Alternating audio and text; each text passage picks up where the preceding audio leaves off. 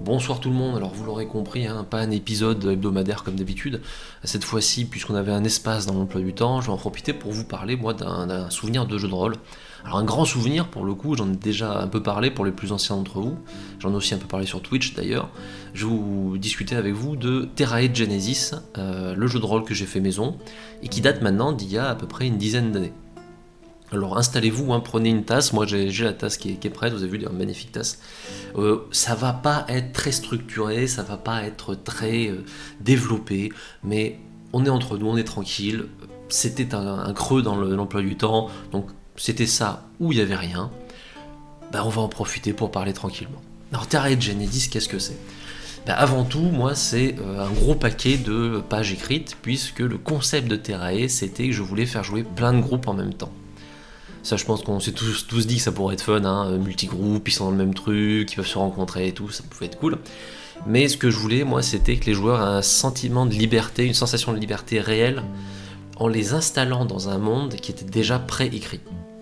C'est-à-dire que j'inventais pas des histoires pour eux pendant la partie, où voilà, c'était pas, vous arrivez là, va y avoir une quête. Le monde, il devait être préétabli, il devait y avoir des choses, il devait y avoir des situations, des événements, et les joueurs devaient évoluer dedans. C'est ça qui faisait finalement leur liberté, c'est qu'ils savaient que le monde se construisait pas autour d'eux, ils savaient que le monde était là et qu'ils évoluaient dedans. Donc il n'y avait pas de magouille, il n'y avait pas d'arnaque, ils pouvaient se balader où ils voulaient et ils pouvaient tomber donc sur parfois des trucs totalement farfelus, parfois totalement secrets, parfois des trucs beaucoup trop dangereux pour eux aussi. Il n'y avait pas d'échelon des difficultés. Donc ça a été d'abord des tonnes et des tonnes de paperasse qu'on a faites dans un but, parce que j'ai fini par être aidé par des potes. Moi j'ai écrit l'univers, mais après vous allez voir, il fallait l'entretenir. L'idée c'était que tout était en ligne, c'était un énorme Google Drive, et le principe c'était que on avait des fiches pour chaque lieu, pour à peu près chaque endroit, et on modifiait les fiches en temps réel selon ce que les groupes de joueurs y faisaient. Donc c'était le principe, c'était vraiment, si un groupe de joueurs il arrive dans un coin, il fait cramer un bâtiment, il se barre, il faut noter que le bâtiment il est cramé, et si un groupe de joueurs passe par là, il verra le bâtiment cramé. C'était vachement important pour qu'il y ait un côté immersif de la partie, de se dire si on fait quelque chose, les autres le voient. C'était une sorte de MMRPG, hein, il manquait que le haut, mais on était dans une optique très on fait ce qu'on veut, mais tout ce que vous faites, il y a un impact et tout. Donc voilà, on avait beaucoup écrit le système, l'univers était très détaillé, et l'autre concept, c'était qu'il fallait que les joueurs puissent être équilibrés dans le temps qui passait. C'est-à-dire que, là où je vais peut-être vous perdre assez vite, hein, parce que c'est du bordel qu'on a fait au fur et à mesure, j'ai improvisé des trucs, finalement on les a mis en place. En gros, le principe c'était que pour un mois de temps réel, donc un mois dans la vraie vie, les joueurs avaient 30 jours temps. Donc ils avaient du crédit temps, c'est-à-dire que c'était une ressource à part. On considérait que chaque groupe avait 30 jours de temps de jeu sur un mois. Et le but c'était de faire en sorte que comme ça, il n'y avait pas de déséquilibre entre un groupe qui pouvait jouer beaucoup et un groupe qui n'avait pas l'occasion de jouer tout le temps. C'est-à-dire que même si tu jouais, tu consommais du temps déjà quand tu jouais, et tu faisais, on va dire, des aventures. C'est-à-dire que là, c'était le moment où tu pouvais vraiment faire des actions fortes, te déplacer, faire des combats, etc. Mais tu pouvais également utiliser ton crédit temps pour des actions plus classiques, c'est-à-dire que tu pouvais te déplacer. On ne passait pas d'une ville à une autre comme ça sur un « Ah, vous êtes arrivé à destination ». Non, ça avait un coût en temps, et donc c'était déduit de votre crédit temps mensuel. Ça permettait aussi, le principe du crédit temps, d'organiser les temps de chacun, et donc chaque groupe, on pouvait voir à peu près à chaque période du mois où il était, et donc s'il y avait par exemple des occasions qui se croisent. Parce que quand ils se croisaient, il fallait jouer en simultané. C'est-à-dire qu'on avait plusieurs groupes, plusieurs MJ, et il fallait faire en sorte que la discussion puisse être plus ou moins fluide, parce que les joueurs ne devaient jamais se croiser. Et ça, c'était un autre point important, c'est que les joueurs ne se connaissaient pas, ou très peu, certains groupes, parce qu'on n'avait pas assez de MJ, donc il fallait parfois que deux groupes soient en simultané, mais ils se connaissaient le moins possible, parce qu'il fallait qu'ils en disent le moins possible. Voilà, on est tous pareils, hein, tous les joueurs, ils avaient la moindre occasion d'en discuter, ils balançaient des trucs, et comme c'était un jeu où le secret était ultra important, communiquer avec un autre groupe, il fallait réussir à le faire. Et si tu n'avais pas de moyen de rejoindre un groupe, tu savais pas où il était, etc., tu ne pouvais pas communiquer avec, donc ça avait son importance. Et on a tout ce système, voilà, on avait plein de groupes qui se sont rajoutés au fur et à mesure. Moi, pour vous donner une idée de ce que ça a donné, en plus donc, de ce crédit temps, les joueurs ne sont pas arrivés en même temps. Donc il y a eu forcément un déséquilibre de puissance. mais ça faisait partie du jeu. C'est-à-dire que vous aviez le tout premier groupe qui a joué dans cet univers, il était déjà quasiment à la tête du pays principal du jeu, alors que d'autres groupes arrivaient encore. Donc vous voyez, il y avait forcément un déséquilibre, mais les joueurs jouaient le jeu, ils essayaient pas trop de se pourrir, les gros n'essayaient pas trop de pourrir les petits, au moins au début, mais voilà, il y a tout un univers de jeu qui s'est créé là-dessus. Et on avait également prévu une évolution des personnages, c'est-à-dire que moi je voulais pas que ça soit des héros ad vitam aeternam, je voulais qu'ils aient l'occasion de prendre en importance sociale, politique, n'importe quoi. Et on avait des systèmes, j'avais mis en place un système de points de puissance, points d'héroïsme, points de fortune, qui permettait en gros de montrer différents échelons de la vie des personnages. C'est-à-dire que le point de fortune, par exemple, c'était tout bête. Le point de fortune, le premier point de fortune que vous étiez capable d'acquérir, on prenait l'argent que vous deviez gérer en temps normal sur un système Warhammer décent, on le laissait tomber. On considérait que ce point de fortune, c'était un revenu régulier. Vous aviez un revenu suffisant pour avoir les frais courants en permanence. Et si vous vouliez claquer le point de fortune, là vous obteniez une grosse somme immédiate. Donc les joueurs, autant vous dire qu'ils ont fini par en accumuler des points de fortune, parce que il fallait gérer sa maison, il fallait gérer ses troupes, quand ils finissaient par atteindre cet échelon-là, c'est bien, etc. Il y a des joueurs dont le plus grand plaisir c'était la gestion. Limite pendant les parties, ils étaient encore avec leur papier à dire oui mais alors attends, parce que si on lance une succursale là, tu comprends, on a eu de tout, niveau ambiance. Et donc dans cet univers, beaucoup de groupes ont joué. J'essaierai d'être plus construit, si j'en fais d'autres. Vous me direz déjà si c'est intéressant en commentaire, mais j'essaierai d'être un peu plus construit dans ce que je fais. Là, je vous fais du fourre-tout pour vous présenter un peu vaguement l'univers, et après on essaiera d'être plus détaillé. Parmi les groupes qui ont joué, ce qui est assez amusant, c'est qu'ils ont tous choisi, on va dire, un destin particulier. Je vais vous faire rapidement un résumé.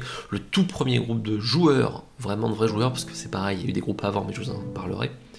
Il a choisi une carrière politique, il s'est établi, il a fini par avoir son influence dans le monde. Le deuxième groupe, il a choisi une carrière à l'inverse d'opposants. Ils ont été en lutte avec le premier groupe, ça les a amusés. Ils ont été en lutte avec le premier groupe pendant quasiment tout le jeu. Le troisième groupe a décidé de se jeter sur les secrets de jeu, c'est-à-dire qu'eux, ils s'en foutaient d'avoir de la richesse ou des troupes ou de l'influence politique. Eux, ce qu'ils voulaient, c'était découvrir tous les secrets de jeu. Il y en avait un paquet, donc c'était leur objectif. Ils ont orienté magie à fond, et ils ont fait des trucs assez farfelus. C'est d'ailleurs eux qui ont détruit le monde. J'en parlerai plus tard. C'est une de leurs expériences qui a mal tourné, et le monde est actuellement, alors pour être plus précis, il est actuellement en phase, il est figé, avec parmi les dernières personnes qui existent encore, ce groupe de mages qui a figé le temps et qui a droit à 3 secondes pour faire une action. Mais il y a un truc qu'ils ont oublié et ils ne savent pas ce qu'ils sont supposés faire à ce moment-là. Ils avaient fait ça pour devenir des dieux, et ils avaient besoin de détruire le monde et de le reconstruire. Mais quelque chose a déconné, et donc le jeu s'est arrêté là, parce que le joueur, plutôt que de faire sa dernière tentative et de voir la fin du monde, il s'est dit écoute, comme ça au moins il est figé, il n'est pas vraiment détruit, il n'est plus vraiment là, ça sera sa fin. Ça a fait râler d'autres groupes, ça je ne vous le cache pas, mais c'était le principe, tout le monde savait qu'il y avait des choses qui pouvaient mettre fin au jeu, donc c'était le jeu. Après ça, on a un quatrième groupe qui lui a fait un choix militaire. Le hasard a d'ailleurs fait qu'ils se sont retrouvés à gérer l'armée du premier groupe sans le savoir pendant très longtemps, avant finalement de le découvrir. Ça a donné lieu à des situations délicates, plus ou moins une tentative de coup d'état avortée. J'y reviendrai. Le groupe 5 qui a choisi lui une fonction commerciale et criminelle. À vous de voir si c'est très proche ou pas, mais en tout cas il y avait des gros liens entre les deux. Le groupe 6 lui a choisi la foi, ils sont devenus des religieux très, très influents à la fin, qui ont pareil découvert pas mal de secrets de jeu, donc il y avait une bonne coopération avec le groupe des mages. Le groupe 7 c'était le groupe des aventuriers pur jus, ils ont juste décidé de faire de l'aventure. Le 8, c'était les farfelus, la découverte d'un monde libre, ça a été très compliqué pour eux. C'était vraiment qu'est-ce qu'on fait du coup ? Je sais pas. Donc voilà, il y a eu de tout comme expérience. Les autres groupes, j'en parlerai un peu plus tard, parce que c'est des groupes qui sont arrivés à une autre phase encore. Mais voilà, on y reviendra. Bref, ça a été beaucoup de jeux, beaucoup d'expériences rigolotes, parce que moi, ça a été... pendant des années, c'était quand même central, les joueurs étaient à fond, je recevais des messages tout le temps. Enfin, voilà, maintenant je pense pouvoir dire que pour tout le monde ça a été une super expérience, pour moi ça c'est sûr. je crois aussi chez les joueurs. D'ailleurs, vous connaissez un des joueurs, hein, c'est Gilles Dorme, qui faisait partie du groupe 5. Donc vous en connaissez finalement de ces joueurs, qui sera, je pense, le premier à vous dire à quel point il a adoré Terra et Genesis. On en reparlera de temps en temps. Hein. C'est pas un monde ou un concept qu'on pourrait faire en vidéo, je pense, parce que justement le principe des créditants, etc., ça ferait un jeu très, très lent, très passif, je pense. Je sais pas si ça plairait, j'en doute.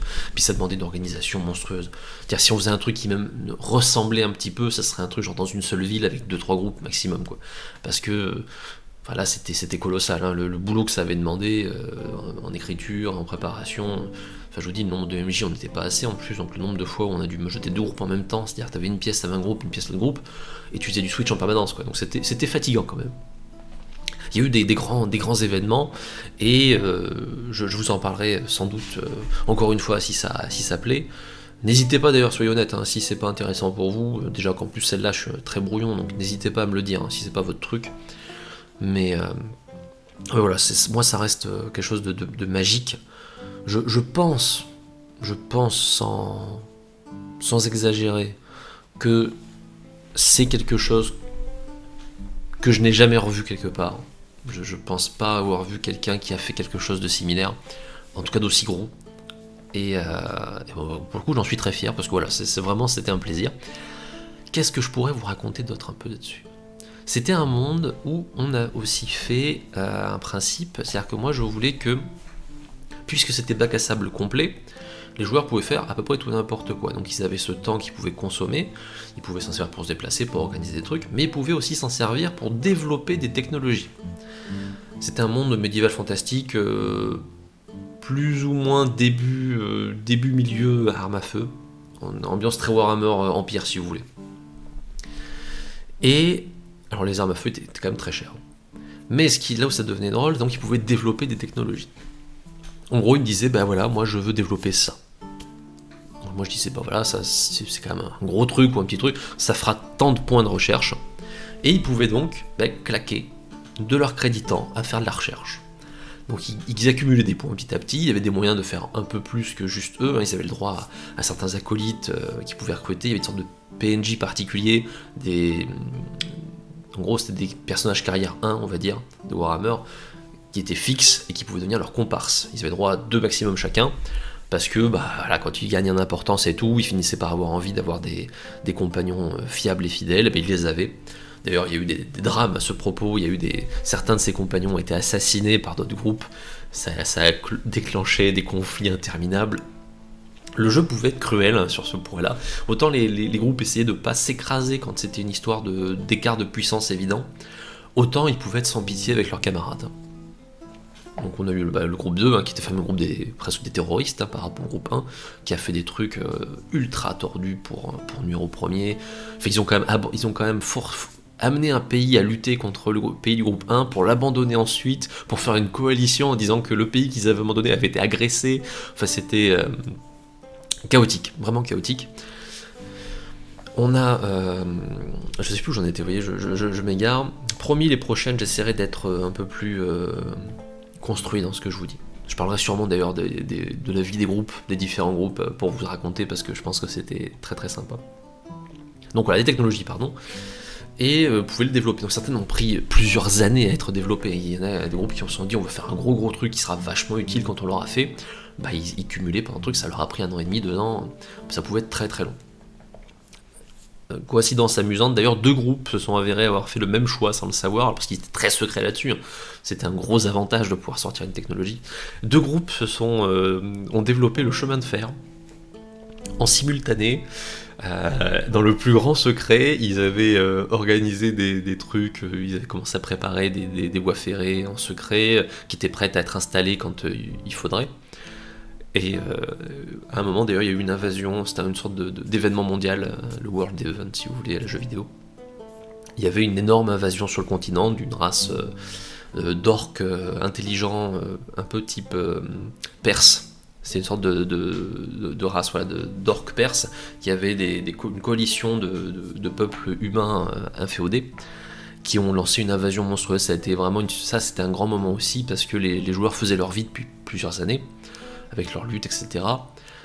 Ils savaient pas, ils savaient pas qu'il y avait d'autres mondes. Ils le supposaient, mais il y avait en gros une société qui s'appelle la Société des Explorateurs, qui était une sorte de grosse institution continentale qui avait le monopole du transport par mer, et qui donc, officiellement, il n'y avait rien au-delà du continent, et eux faisaient des expéditions pour essayer de trouver des trucs. Mais donc c'était peu connu. Les joueurs, eux, forcément s'en doutaient, ils se disaient, bon, il y a forcément quelque chose, on ira un jour. Mais c'est arrivé à eux avant qu'eux y aillent. C'est-à-dire qu'ils ont un jour, ils ont reçu une information, il y avait des centaines de bateaux qui débarquaient sur la côte, d'un style qu'ils connaissaient pas, et qui étaient en train de débarquer des mecs. Et alors là, ça a été une panique générale, une grande coalition d'ailleurs des joueurs, qui, malgré leurs animosités réciproques, ont bien compris que là le danger était massif, et ont fait une grande alliance, des groupes, pour lutter contre l'envahisseur. Il y a eu de tout, ceux qui ont mené le combat en tant que quantité politique, ceux qui ont fait du espionnage contre espionnage derrière les lignes ennemies. Enfin, il y a eu de tout, ça a été un grand moment. Et d'ailleurs, c'est quand ça commençait à mal tourner, que ça devait devenir très compliqué, que les groupes savaient que ça pouvait être une fin de partie. Ils étaient conscients qu'ils pouvaient très bien se trouver dans un monde complètement occupé. Et donc plusieurs groupes ont fait le choix de dire bon tant pis, on a une technologie, on va s'en servir, voilà, on vous le dit, on a le chemin de fer, sauf qu'il y a deux groupes qui l'ont fait, ils s'en droit dans les yeux en disant comment ça t'as le chemin de fer. C'était très drôle parce que forcément ils ont consommé une quantité de points au final pour pas grand chose, parce que ça leur a pas filé d'atouts personnels. Surtout qu'une fois que la technologie a été développée, je peux vous dire que les autres groupes, il y avait la grande alliance contre l'ennemi, mais ils en ont quand même profité pour aller jeter un œil et pomper les secrets technologiques. Donc voilà, des petites particularités, des petits points farfelus, mais voilà, encore une fois, de très très grands souvenirs. Qu'est-ce que je pourrais vous en dire d'autre avant de vous laisser, parce que là, encore une fois, je me rends compte à quel point c'est brouillon ce que je vous dis, mais ce jeu était tellement vaste que ça me prendra du temps pour vous l'expliquer, je pense, proprement. Qu'est-ce que je pourrais vous rajouter, si ce n'est que tout était faisable, certes, mais quand je vous dis tout, c'est donc, comme le groupe 3 a essayé de le faire, jusqu'à devenir des dieux. Ça veut dire aussi que pour que le jeu... Ah oui, je sais, c'est bon, ok, je suis à nouveau là. Un autre point qui est important, c'est que je vous parle de ces groupes de 5 joueurs. C'était le principe. Le principe de base, c'est qu'ils jouaient des paysans, vraiment des villageois. Chaque groupe venait d'un petit village, la plupart du même pays d'ailleurs au début, mais ça j'en parlerai plus tard. C'était des mecs lambda, ils faisaient leur journée de tous les jours, ils allaient se coucher, ils faisaient un rêve. D'ailleurs beaucoup de joueurs ils ont droit à un rêve décrit qui est différent à chacun. Beaucoup de joueurs sur le coup se rendaient pas compte de son importance, ce qui fait que beaucoup l'ont oublié et se sont rendus compte après que mais attends, il y avait une vague histoire de ça, oh merde, c'est dans mon rêve. Le hasard, forcément au début tu ne sais pas à quel point c'est important. Mais après ce rêve, en tout cas, ils se réveillaient et nouvel esprit, ils savaient qu'ils pouvaient faire ce qu'ils voulaient, qu'ils étaient capables de tout. Et donc nos joueurs se faisaient leur petite vie ensuite. Mais au-delà d'eux, donc de ces groupes, il y avait d'autres joueurs. Certains qui le connaissaient, certains qui ne le connaissaient pas d'ailleurs. Afin que le jeu soit sympa à jouer, que toutes les décisions ne soient pas du fait des MJ, j'avais des joueurs aussi solo, individuels, qui jouaient des grands personnages du monde de jeu. C'est-à-dire que, par exemple, l'empereur du pays principal du jeu, c'était un joueur à part, qui faisait les décisions, qui prenait les choix de sa faction. D'autres personnages aussi étaient incarnés par des joueurs solo, qui permettaient d'avoir un monde qui vivait vraiment sans que ce soit scripté. Il y a pu y avoir des conflits, il y a pu y avoir des alliances, des accords, les joueurs, ils les découvraient comme nous. Et avec le temps qui passait, les personnages d'un certain âge avaient en gros... Tous les personnages, ils avaient un jet de dés mensuel sur une valeur plus ou moins élevée selon l'âge du personnage et sa santé, ils pouvaient y passer. Ce qui fait par exemple que le groupe 1, lorsque il était quasiment à la tête du pouvoir, il a vu l'empereur, le personnage qui était le grand chef du pays, mourir. Alors un jour il s'est pas réveillé. Ouais. Et ça a été toute une surprise, parce que c'était pas prévu, c'était pas nous qui avions décidé de le faire, c'est les dés qui l'ont fait. Et donc ce joueur, alors pour eux c'était aussi un peu cruel, parce qu'ils savaient que ça pouvait s'arrêter n'importe quel mois, je pouvais leur dire ça y est, t'es mort. Mais c'était le jeu. Donc ces joueurs ont fait des grands choix, des grandes optiques, ils ont influencé le monde dans lequel les joueurs évoluaient, les vrais joueurs on va dire, ceux qui interprétaient les groupes. Donc autant vous dire qu'en tout et pour tout, Terrae, c'est quasiment, même peut-être plus, je sais plus, c'est une centaine de personnes. Cumulées. C'était des potes, des copains d'eux qui faisaient des trucs, parfois des gens qui passaient aussi pour interpréter un personnage qui se faisait buter dans les 2 mois, hein. Donc parfois ils sont arrivés et ils sont repartis aussi secs. Mais c'était vraiment une grosse participation générale, avec des gens d'ailleurs qui n'étaient pas du tout rôlistes, hein, qui sont arrivés parce que c'était l'occasion, ils connaissaient l'un d'entre nous, ils disaient ah machin il est curieux, je dis bah attends vas-y, moi j'ai besoin de quelqu'un pour faire ça, je le prends. Donc voilà, c'était aussi le plaisir de ce jeu-là, c'est que même pour nous, il y avait ce côté sympa qu'on savait pas ce qui se passait. On voyait juste, c'était comme si t'étais un écrivain et que tu voyais le monde se dérouler sous tes yeux, quoi. C'est un côté magique. Et enfin, dernier point peut-être qui peut être amusant pour vous, et après, comme je vous le dis dans d'autres vidéos, je serai plus précis.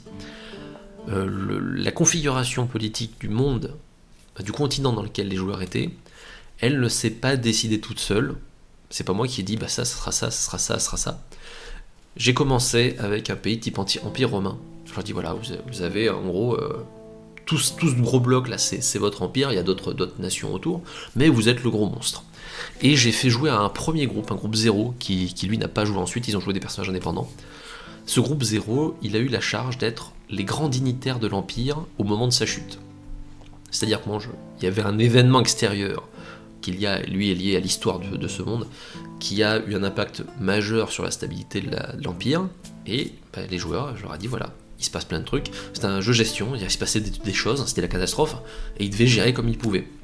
Et la plupart des pays qui existent dans le monde de Terrae, dans lesquels les joueurs ensuite ont évolué, c'est en fait les morceaux que les joueurs ont réussi à sauvegarder, dans lesquels parfois un joueur, l'empire principal du jeu, c'est un joueur qui s'est barré, et qui, c'était en gros c'est le gouverneur de la sous-région, il s'est dit bah voilà, je me proclame empereur, ils l'ont fait à la romaine un peu, hein.